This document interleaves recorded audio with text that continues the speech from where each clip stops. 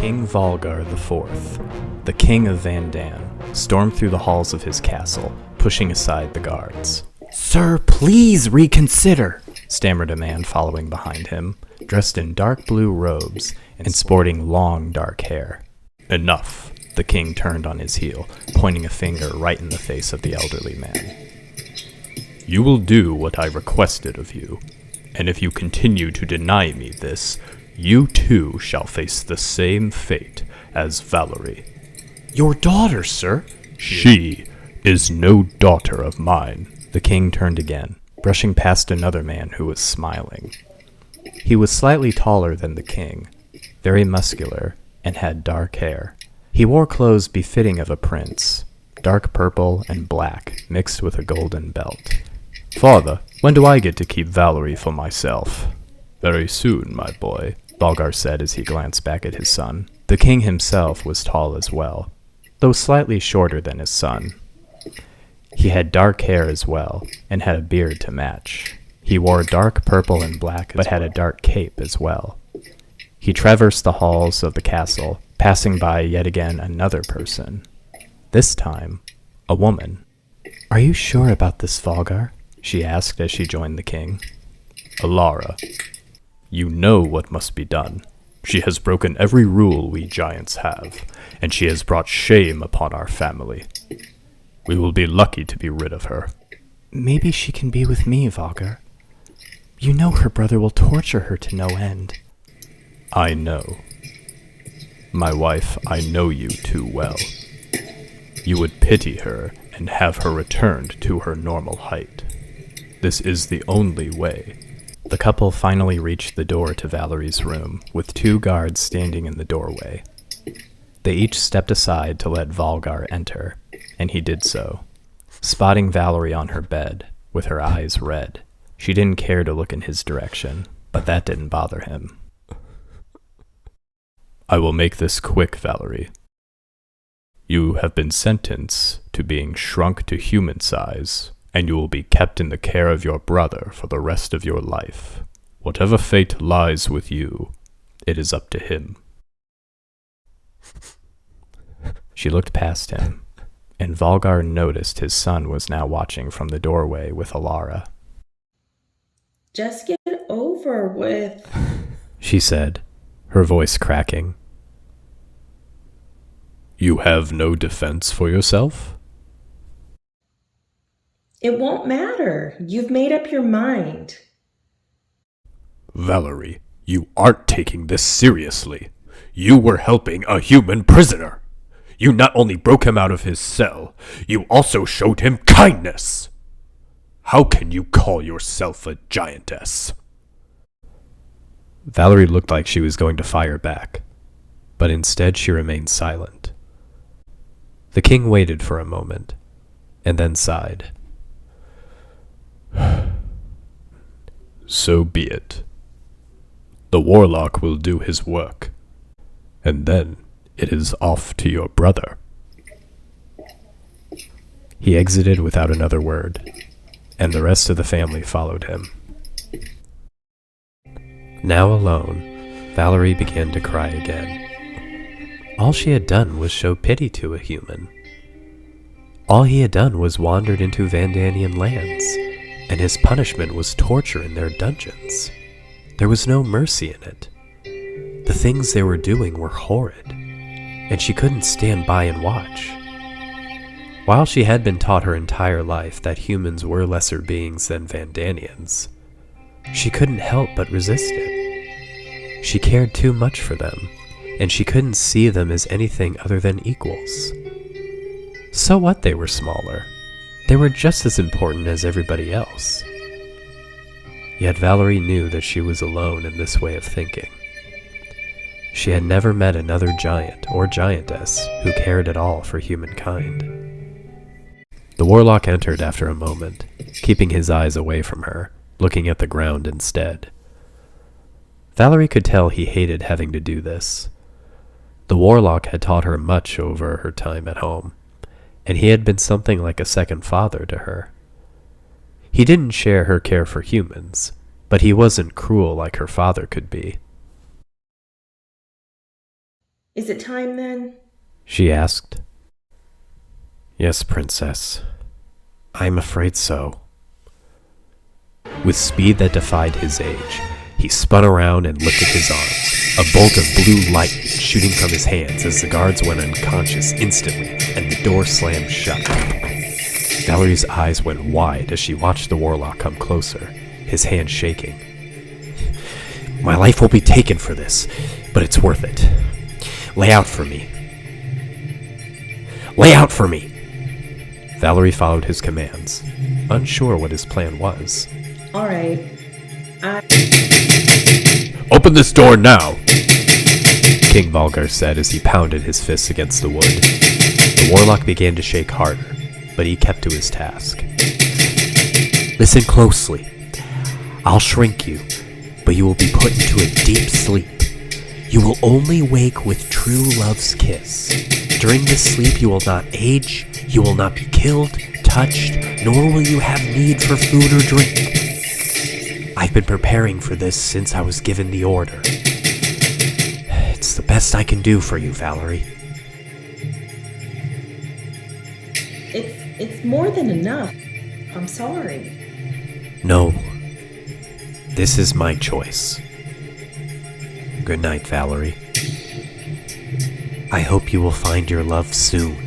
He waved his hands, and before she even noticed anything, she was out cold.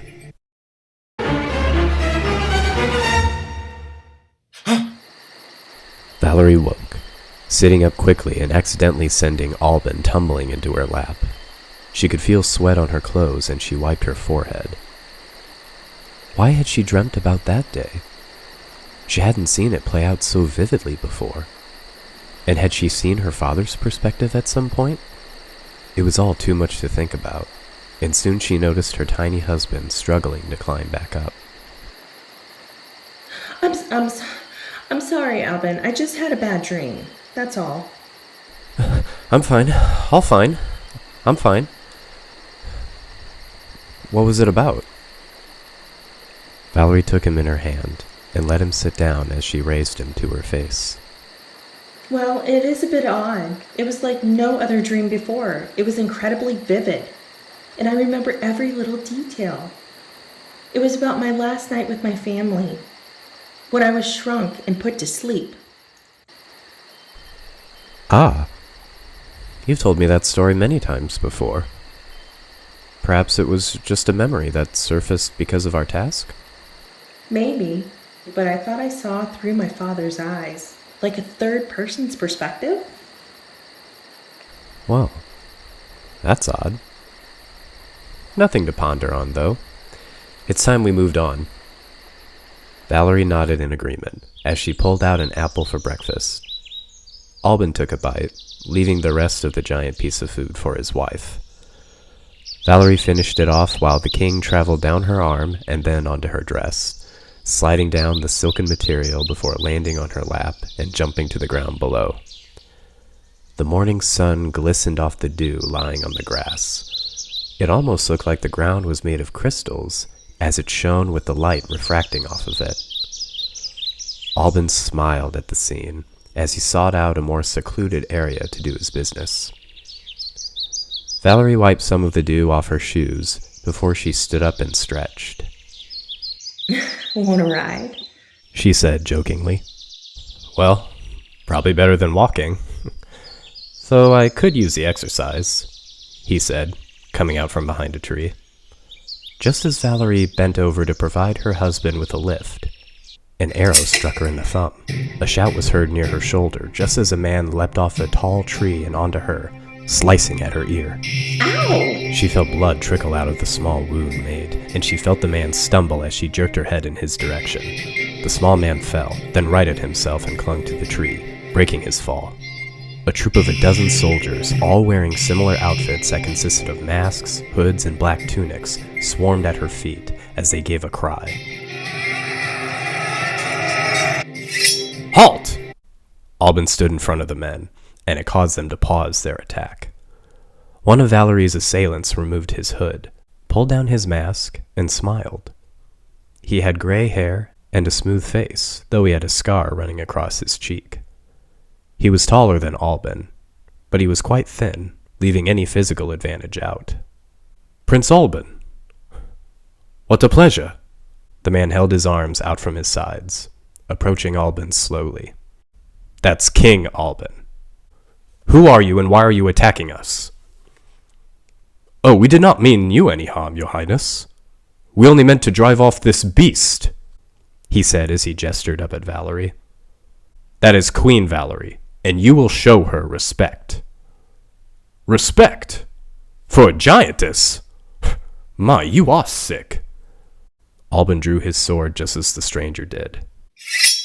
Tell me again, who are you? Only a man loyal to the throne of Elgon. Then you are not our enemy. The man laughed as he lunged at Alban with his sword. Before either could reach each other, though, they were both scooped up by two giant hands and raised to Valerie's face. Excuse me, gentlemen, but let's not kill each other just yet. Valerie gave Alban a disapproving glare, and he looked away, sighing as he rested against her fingers. The stranger had dropped his sword, but he was still trying his best to harm Valerie as he pounded his fists against her thumb. It did nothing, of course, and the giantess sighed. Really, we are not here to harm you. We are just passing through these lands, and we are peaceful. Now please be kind and answer my husband. Who are you? I owe you two nothing. Claymore! All three turned their attention to a man on horseback who approached the crowd. The man was dressed in fine clothing and wore a cape around his neck. He carried himself high as he approached the feet of the giantess before him, and he craned his neck up to see her. I apologize for my captain's harsh demeanor. We do not wish to be at war with Vandan. Valerie squatted, putting Claymore down while she set Alban on her shoulder. The dejected captain rushed away and joined his men once more before the regal figure continued. I am King Ferran. I rule over these lands outside the woods. Our kingdom is just an hour away. Captain Claymore and his men were supposed to go out hunting, but it turns out he found something else instead. If you wish, you can join us, and we can discuss matters further without trying to kill each other. With a nod, Ferran turned around and commanded his men to head for home. Valerie looked at Alban, and he shrugged. Not like we have anything to lose. Besides, that Claymore acted like you were some monster, and he admitted allegiance to Elgon. Something is going on here, and I wish to know what it is. As do I. Valerie rose to her full height again, and traversed the trees until she came to an open plain, a few trees dotting the horizon. The field was lush with other plant life, and a river ran through it from where she could see. Across the fields she could see a small town, at least to her, and she noticed the king riding in that direction. Well, let's see how long it takes him to catch up to me, she said, giggling.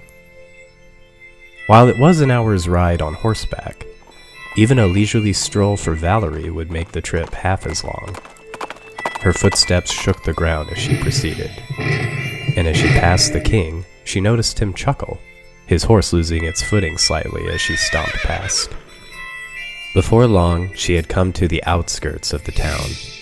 It was about as big as the villages outside of the castle in Vandan, though the buildings here looked more like the architecture in Elgon. There was a wall surrounding the town, and streets about as wide as her feet were, all leading to a large building in the center of town. It wasn't exactly a castle, more of like a large hall that wouldn't have been taller than her waist.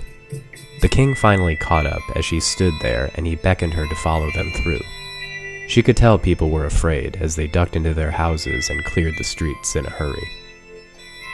Little by little, she made her way through the town, taking one step at a time. Her feet barely fit in between the houses, and more than once she felt the side of her foot knock off part of a roof or crash some crate that had been left out. Thankfully, no one was hurt, but she was going to ensure these people were paid for the damage she accidentally wrought. Now and then she caught Claymore glaring at her, but when she stared back, he looked away. They finally reached the main hall, and Valerie let Alban down so he could enter. "Are you going to be alright out here?" he asked. Valerie assured her husband that she would be okay. Alban smiled as he left her to join the king. Meanwhile, Valerie looked around and spotted an area of grass and sat down. Good luck in there, dear. King Ferran led Alban through the double-door entryway of the king's hall, the guards stationed on either side saluting them. The room they entered was a mix of a dining hall and throne room, with tables being on both the right and left when you entered, and a throne on the far wall. To the right and left were hallways that Alban couldn't tell the destinations of.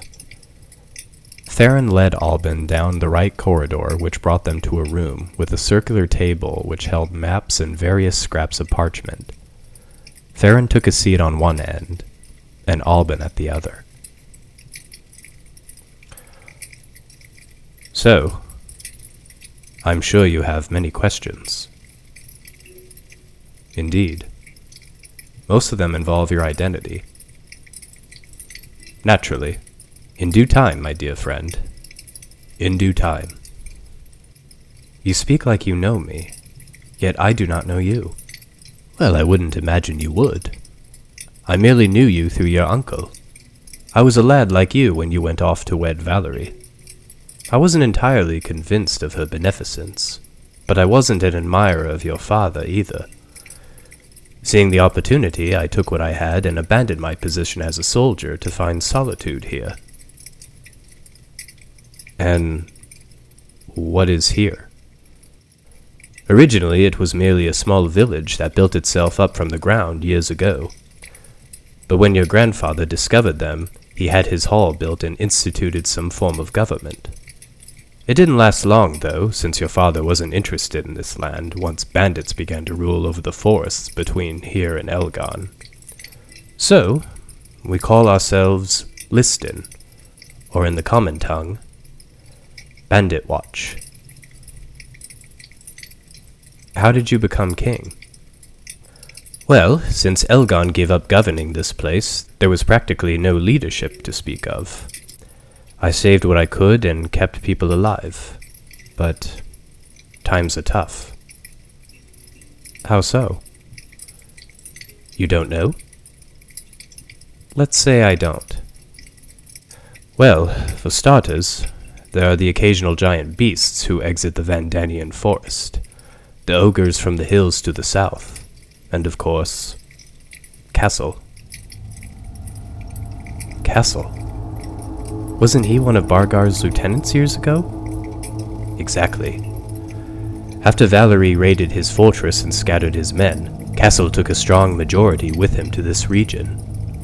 Ever since, he's been pillaging and plundering while his base is at the foot of the northern mountains."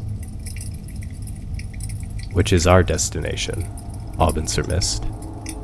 "That doesn't bode well for you, though I suppose your wife could make good work of him, provided she isn't fighting any other towns that aren't used to kind giants." "All right. 2 questions. 1, why would she be fighting other towns? And 2, why are people afraid of giants here?" Ferran leaned back in his chair and put his hands behind his head. "I can answer both with one question. Why are you interested in those mountains?" Alban smiled. "I assume the rumors are true then." "Yes, there is a giant there. At least from what I've heard. We've lost men to him, wherever he is. Doesn't exit that area, so he doesn't bother us much. But his reputation is not kind. With him around, it isn't hard to see why people here don't like Valerie." "I suppose. Doesn't word travel around here?" "Why would it? We don't offer anything valuable in the world of trading." Alban nodded understandingly. "Now here's my offer. I can send messengers to the surrounding towns so they know Valerie is an ally. You two can have safe passage all the way to the mountain, as long as you deal with Castle. That's all? She could deal with those towns and Castle herself. Yes, well, something tells me she isn't the fighting type. Alban smirked. Good judge of character. The two men sat in silence, while Alban thought over the deal, until he finally nodded. Deal.